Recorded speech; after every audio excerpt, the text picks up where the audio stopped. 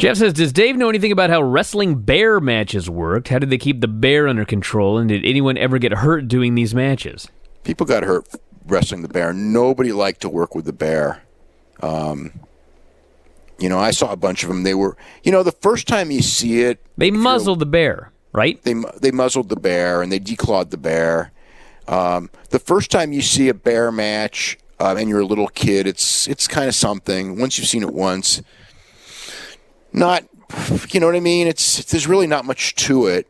I saw a match with the bear against Walter Johnson, who was actually a very famous and great NFL football player who went into pro wrestling and was a terrible pro wrestler. And God, that must have been one of the worst matches I've ever seen. Nobody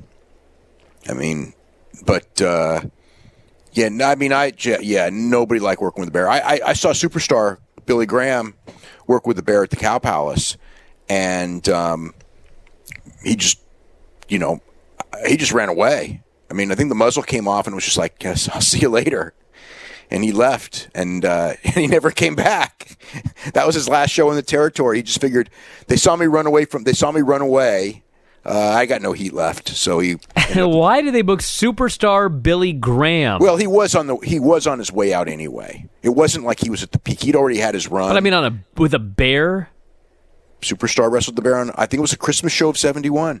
I could be wrong, but that's how I remember it. Huh. It was definitely late '71, and he'd had his run. He'd already worked on top with Ray Stevens. He'd already done his tag title run, and he was on the way out anyway.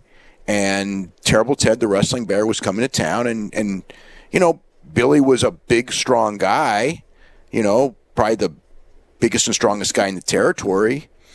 But that doesn't mean you want to fight a bear. I think there have been guys. Don Leo Jonathan beat a bear once I think in BC, and I think Danny Hodge beat a bear. And I don't know if anyone else ever did. Those bears were pretty tough to, those bears were, they didn't do jobs. You couldn't convince them. How did you beat the bear? Take him down and pin him. I mean, they don't technically have shoulders like we do, so. I guess that... So put him on his back for 3 seconds? I guess they put him on his back, yeah. I don't know. I'll tell you what, with Danny Hodge, who was probably 200 pounds, doing that to who knows how big that bear was. I mean, I don't know if those bears are 600 pounds. I mean, they were big as hell, the ones I saw. And plus, bears are way stronger than humans. So that's pretty damn impressive. I mean, at least Don Leo, that underhook on that bear. Yeah. I mean, at least Don Leo was probably 6'5" or 6'6", and 300 pounds, and just Don Leo was probably as big as the bear, and had real wrestling ability and judo ability and all that.